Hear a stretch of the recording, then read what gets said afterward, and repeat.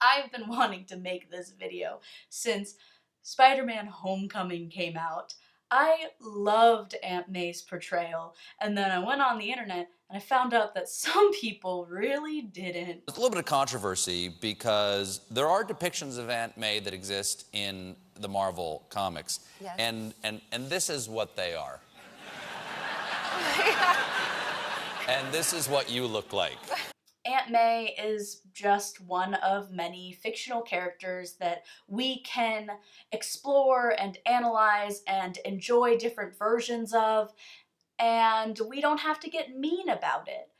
Please don't be mean to me. I'm fragile. Nothing I say is going to have a huge impact on you unless you want it to. So don't get too mad, don't get too upset. Just talking about Aunt May. Hi, I'm Brennan Beckwith, and this is In Defense of MCU's Aunt May.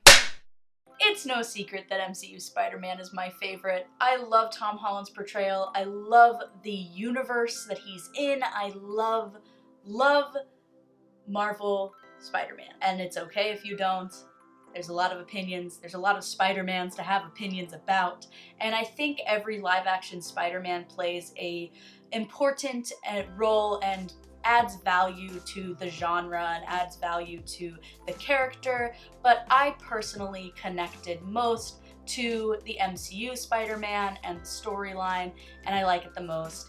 And I want to defend Aunt May because I think the decision to make her younger was really smart and really interesting and such a good move on Marvel's part. I'm so glad that they made her younger and that they made her played by Marisa Tomei, and I really love her insertion into Peter Parker's life, and here's why. Peter, you have to tell me what's going on. Just lay it out. It's just me and you. Lost a Stark internship. The MCU uses a lot of techniques to up the trauma and tragedy factor in their films. Making a character younger in the face of tragedy is one way to make it more painful for the audience.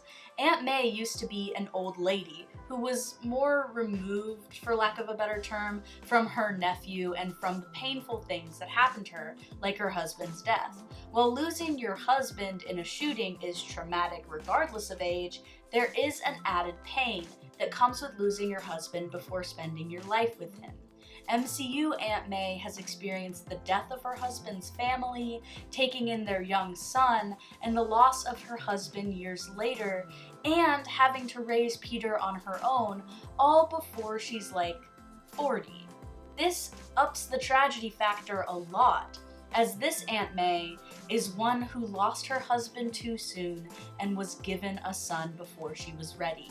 The MCU loves characters that have to take on responsibility before they're ready. The MCU loves to make characters that have to make sacrifices when it's unfair. The MCU loves to make characters who have to deal with responsibility before they're necessarily ready. It shouldn't be you, but it is. So it makes total sense that they would do the same with Aunt May's character. While we haven't gotten the most information about her past, we know the story, and we can see that in her character development while she's trying her best to raise Peter and keep him safe. Making Aunt May younger adds stakes to her character. It adds to why she's so worried about Peter. It adds to the relationship that Peter and Aunt May have. Are you dating? Yes. What? I think. Summer fling. Yeah. I'm sorry, but it's way cooler to watch a younger, more present Aunt May than an old lady that barely knows or does anything. It's why Aunt May in Spider-Verse is so awesome and well-liked, because she knows about Spider-Man and she's involved in the action. I hate characters that just kind of exist in another character's life and serve no purpose other than to advance the plot of another character, or maybe even just add like something for the other character to worry about. And that so often is the role that Aunt May finds herself in, is just someone for Peter Parker to worry about on a personal level. it just doesn't sit well with me, and I'm sure it didn't sit well with Marvel. This Aunt May has goals, thoughts, and feelings outside of Peter Parker's story arc, and that's awesome. The MCU made Aunt May a far more dynamic character than past Aunt Mays, and that's something the MCU does really well. Marvel doesn't usually have characters for characters' sake. Every character they introduce provides another layer of story, context, and entertainment. Every character adds to the story in their own unique way and can be explored beyond their relationships to the main heroes. It's what allows them to make TV shows about side characters in other movies, because they explore these characters beyond their service to the main hero, and Aunt May is no exception. So, super side note, this is really why I don't understand Maria Hill's character at all, but now that she's a Skrull, I really think they're gonna dive into that whole thing. Also, I definitely called that. Here's the Instagram story to prove it, but Maria Hill really has nothing to do with Aunt May or anything in the MCU, to be completely honest, but this video is about Aunt May, sorry. It's so hard for me to believe that she's someone's aunt. Yeah, well, they come in all shapes and sizes, you know. Call me a cringy feminist social justice warrior, but I have to talk about this. I've seen that a lot of men are saying that her portrayal is sexist, which I super do not understand. Just because there is a pretty woman on screen doesn't mean it's a sexist portrayal. Perhaps if you think she's being objectified, you're the one objectifying her. Marvel is taking steps to add female characters more intentionally, and that includes Aunt May. Previous Aunt Mays only served to advance Peter's story arc or cry over Uncle Ben's death, which in my opinion is more sexist than making Aunt May attractive. Aunt May is independent. She makes her own decisions outside of Peter Parker or any other man. She's running a nonprofit, she's exploring a relationship with her own rules, she's all around a well-crafted female character that does add to Peter Parker's character arc while also maintaining her own. Please explain to me how that is sexist without mentioning her appearance.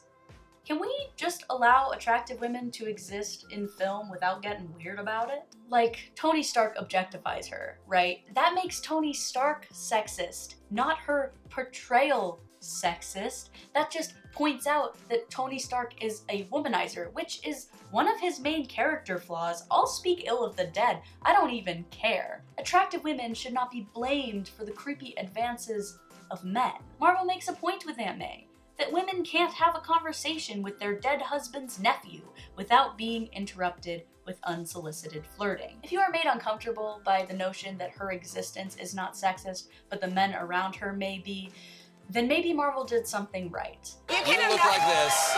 This is not the same person.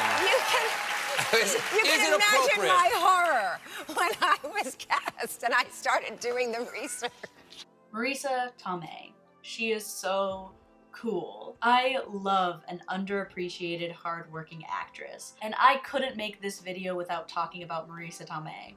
Just skim her Wikipedia page and you'll find that she's far more than Aunt May. She has diverse experience as an actress. She's been working for longer than most of us fans have been alive. She has a theater background, which is amazing, and she wasn't born to fame. She worked for it. She won an Academy Award for Best Supporting Actress and has been nominated and won a lot more. She was even accused of not truly winning the Academy Award and reacted with poise. She dated Robert Downey Jr. in the 90s, which were his iffy years, so you know that he must have put her through it. Now she's proudly single and hates the institution of marriage. Feminist icon. I freaking love Marisa Tomei and the character that she plays in the MCU. She's perfect for the Aunt May that the MCU has decided to portray. That rhymed. Don't give me a ticket.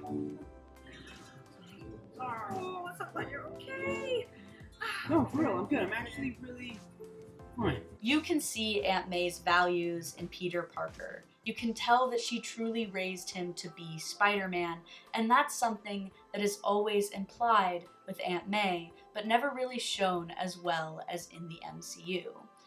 I love this version of Aunt May. She's young, independent, and badass. I'm so glad that she's staying in the MCU, and I can't wait to see what's in store for her next. I will defend the MCU Aunt May to my grave. I will defend MCU Spider-Man to my grave. I love these characters, and if High Top Films wants to fight me, let's go. Let's go. Let's do it. Let's go. Yeah, for legal reasons, that's a joke. For legal reasons, that's a joke. Thank you so much for watching. Hopefully I didn't make you confront your unconscious misogyny too much, and even if I did, I hope you'll stay. Anyway, click subscribe, the like button, comment what you think about this video, I guess. I'm sure you'll do that already if you feel strongly enough. Don't need any prompting from me. Follow me on other social medias, and other than that, I larb you. I hate that I said that. Ah!